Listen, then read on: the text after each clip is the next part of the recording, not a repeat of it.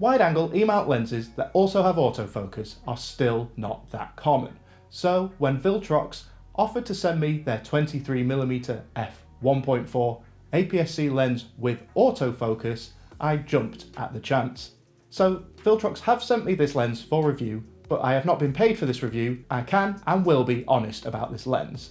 This lens is 23mm for APS-C sensor, which is a 35mm equivalent on full frame. It has a very bright maximum aperture of f1.4, making this a fast lens which lets in a lot of light. It also has autofocus, which is a huge plus, putting it on par with the specs of the popular Sigma trio of lenses, which are very high quality. And the price for this lens is currently around $280 from their official site or Amazon. So straight away you're probably thinking, okay, this isn't the cheapest lens in the world, but for a wide angle, bright aperture lens with autofocus, you're unlikely to find these specs on many other cameras, and certainly not for any cheaper. Let's have a look now at the lens. The lens comes nicely packaged in a small box with the details APS-C 23mm f1.4 for E-mount written on the box. After breaking the seals, inside the box we have a warranty card, documentation, a branded carry bag, and of course the lens.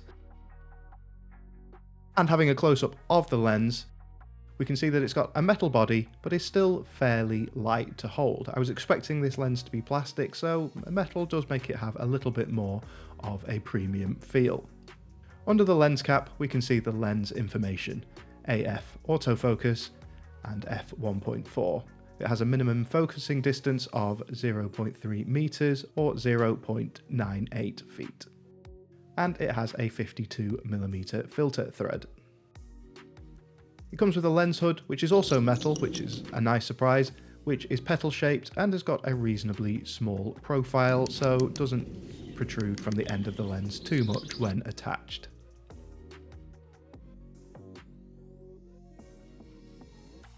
Now onto the aperture ring. Is quite heavy to get moving, but once it is moving, it does move nice and smoothly.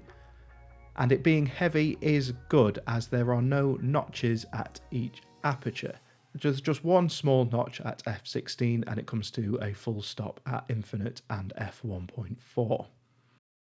It would have been nice to have one of these little notches at each aperture, especially when you're shooting and you can't necessarily look at the screen to see what aperture you are on. And it does mean it's still possible to move the aperture ring out of position slightly, though it is heavy enough to stop that happening most of the time. The focus ring is much larger and moves continuously.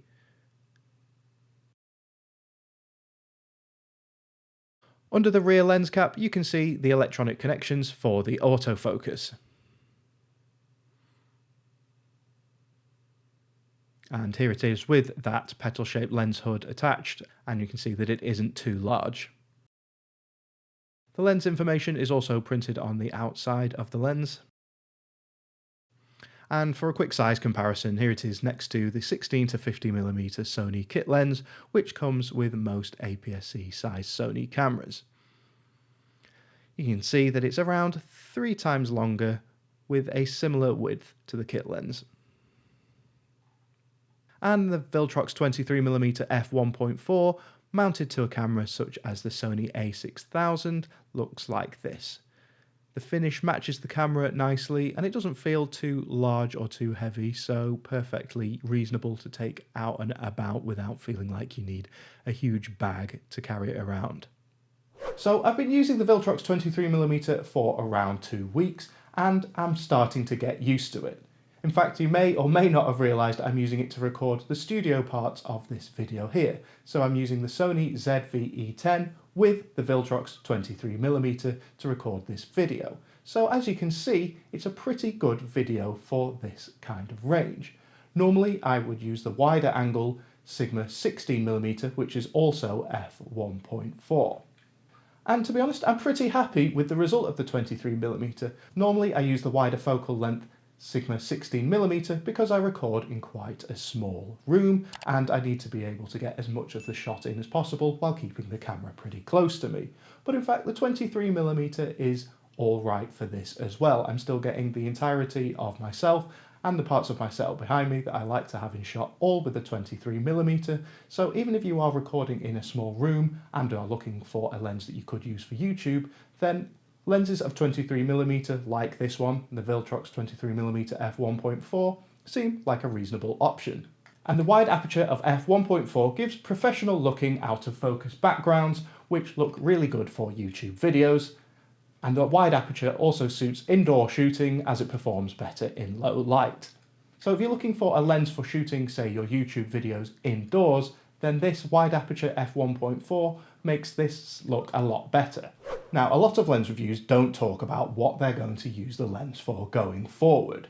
But for me, I found myself adopting this lens as my video conferencing lens. So for things like Zoom calls and Teams calls or whatever conferencing software you use, it makes for a really good lens. Now previously I was just using the 16 to 50mm kit lens because it's small and easy to leave on the camera for video calls. But I decided to give the Viltrox 23mm a go for the last couple of weeks and it looks really good. In fact, it looks a lot better than the 16 to 50mm. So I'll swap now to my usual video call position so you can have a look at what it looks like. So this is the angle that I use the Viltrox 23mm as a webcam. As you can see, you still get those professional out of focus looking backgrounds which look really great on video calls, especially if you're used to looking at or using a webcam where that kind of effect is either really over the top and digital and just doesn't look convincing at all, or you don't get it at all. I also like really using this lens when I'm using the camera as a webcam because of the wide aperture means that it has very good low light performance. So on a nice bright day like this today, that doesn't matter too much. But if I'm on a call late at night and there's no sunlight and the room is a lot darker and I don't want to have lights set up, it still has really good performance without looking too grainy. Anyway, let's get back to the main review. But for more traditional use, let's look now at some photos and videos I've captured with this lens.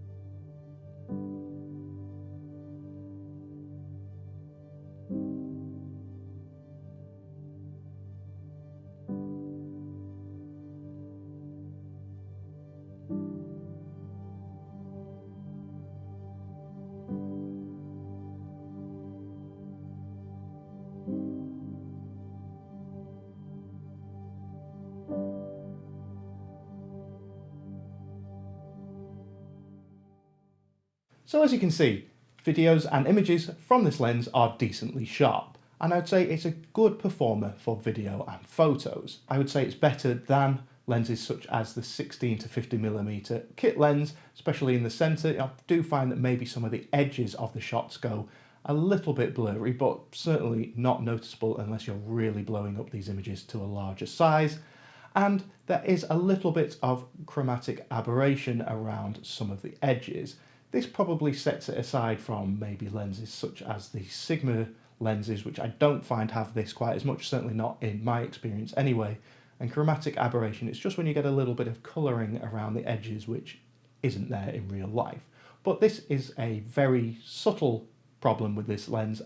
It doesn't really affect the majority of your situations, but it is worth bearing in mind if you want really, really accurate photography. Now let's have a closer look at the autofocus system on this lens. As it is an autofocus lens, it does focusing automatically, which is really good.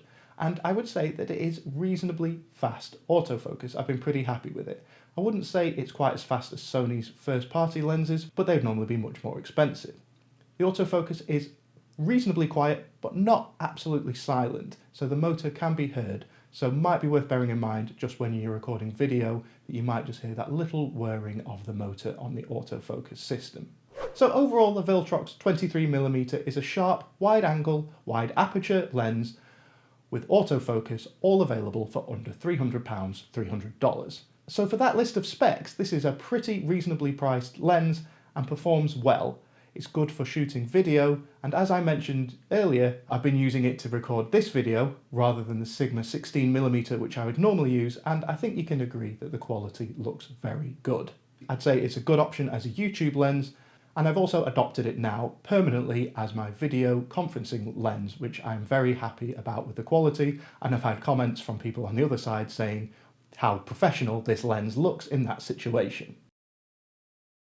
So if you have a use case which matches this lens's strong points, I'd definitely consider picking one up, as it's comparable in performance and price to other lenses, namely the Sigma lenses, which I have found very high quality. Of course, it does have a few downsides which are reflected by the lower price point. Of course, it does have those few issues that I mentioned previously. It's a fixed focal length, so if you need something other than 23mm, it's not the widest lens in the world, but it also isn't particularly zoomed in. It might just not be what you're looking for. It has a few very small issues with picture quality. I'd say for general use and especially video use, I've been very happy so far with the performance of this lens. So if you use one of these lenses, let me know in the comments below. And if you're interested in picking one of these lenses up, I'll leave links in the description. But if you've enjoyed the video, please consider subscribing to the channel and dropping a like on the video. But until next time, see ya.